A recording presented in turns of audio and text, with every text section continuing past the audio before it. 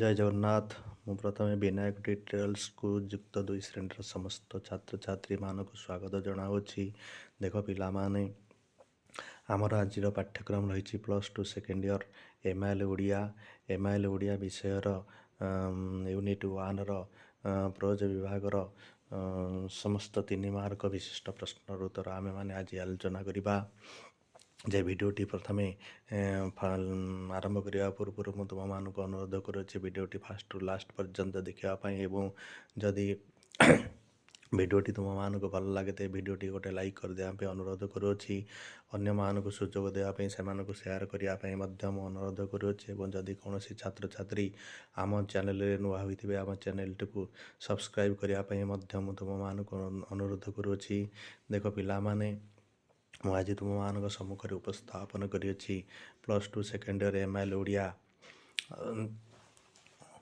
ପୁସ୍ତକର ୟୁନିଟ୍ 1ର ଗଦ୍ୟ ବିଭାଗର କେତେ ଗୁଡ଼ିଏ 3 ମାର୍କ ବିଶିଷ୍ଟ ପ୍ରଶ୍ନ, ଯାହାକି ଆଗାମୀ 2025 ମସିହା CHSE ପରୀକ୍ଷା ପାଇଁ ଉପାଦେୟ ପ୍ରଶ୍ନ ଉତ୍ତର ଅଟେ। ତୁମେମାନେ ମୋ ସହିତ ଆଲୋଚନାରେ ଭାଗ ନେବା ପାଇଁ ମୁଁ ତୁମମାନଙ୍କୁ ଅନୁରୋଧ କରୁଅଛି। ଦେଖ ପିଲାମାନେ, ଆମର ଆଜିର ପ୍ରଥମ ବିଷୟ ହେଉଛି ଇତିହାସ।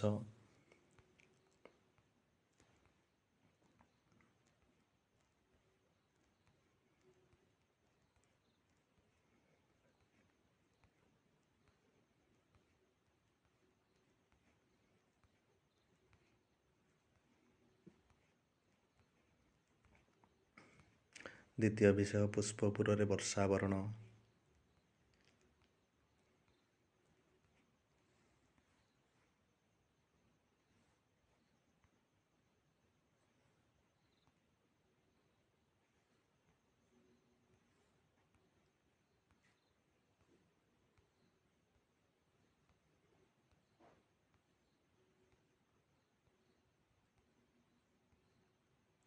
ତୃତୀୟ ବିଷୟ ତିନି ତୁଣ୍ଡରେ।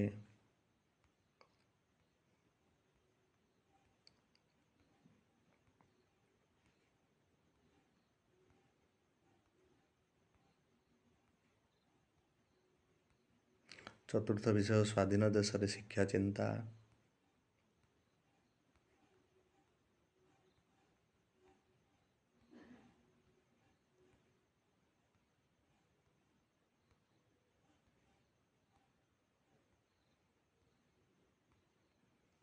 ସମସ୍ତ 4 ବିଷୟର 3 ମାର୍କ ବିଶିଷ୍ଟ ପ୍ରଶ୍ନର ଉତ୍ତର ମୁଁ ତୁମମାନଙ୍କ ପାଖରେ ଉପସ୍ଥାପନ କଲି। ପିଲାମାନେ ଦେଖ, ମୁଁ ତୁମମାନଙ୍କୁ ପୁଣି ଥରେ ଅନୁରୋଧ କରୁଅଛି ଯେ ଏଇ ଯେଉଁ 4ଟି ବିଷୟର 3 ମାର୍କ ବିଶିଷ୍ଟ ପ୍ରଶ୍ନର ଉତ୍ତର ଆଲୋଚନା କଲି, ଏହି ପ୍ରଶ୍ନ ଉତ୍ତର ଗୁଡ଼ିକ ଆଗାମୀ 2025 ମସିହା CHSE ପରୀକ୍ଷା ପାଇଁ ଉପାଦେୟ ପ୍ରଶ୍ନ ଉତ୍ତର ଅଟେ। ଯଦି ତୁମେମାନେ ଏହାକୁ ଅଭ୍ୟାସ କରିନେବ, ତାହେଲେ ତୁମେମାନେ ଏହାର ଉପଯୋଗିତା ପାଇପାରିବ। ମୁଁ ପୁଣି ତୁମମାନଙ୍କୁ ଥରେ ଅନୁରୋଧ କରୁଅଛି ଯେ ଭିଡ଼ିଓଟି ଯଦି ତୁମମାନଙ୍କୁ ଭଲ ଲାଗିଥିବ ତେବେ ଭିଡ଼ିଓଟି ଗୋଟେ ଲାଇକ୍ କରିଦେବା ପାଇଁ ଅନୁରୋଧ କରୁଅଛି, ଏବଂ ଅନ୍ୟମାନଙ୍କୁ ସୁଯୋଗ ଦେବା ପାଇଁ, ସେମାନଙ୍କୁ ସେୟାର କରିବା ପାଇଁ ଅନୁରୋଧ କରୁଅଛି।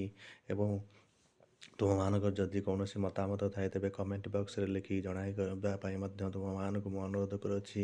ଏବଂ ଯଦି କୌଣସି ଛାତ୍ରଛାତ୍ରୀ ଆମ ଚ୍ୟାନେଲରେ ନୂଆ ହୋଇଥିବେ ତେବେ ଆମ ଚ୍ୟାନେଲଟିକୁ ସବସ୍କ୍ରାଇବ୍ କରିବା ପାଇଁ ମୁଁ ତୁମମାନଙ୍କୁ ମଧ୍ୟ ଅନୁରୋଧ କରୁଅଛି, କାରଣ ମୁଁ ଯେତେବେଳେ ମୋ ୟୁଟ୍ୟୁବ୍ ଚ୍ୟାନେଲରେ କୌଣସି ଲାଟେଷ୍ଟ କାର୍ଯ୍ୟକ୍ରମ ଅପଲୋଡ଼ କରିବି ତୁମମାନଙ୍କ ପାଖରେ ସଙ୍ଗେ ସଙ୍ଗେ ପହଞ୍ଚିଯିବ, ଏବଂ ତୁମେମାନେ ଏହାର ଉପାଦେୟତା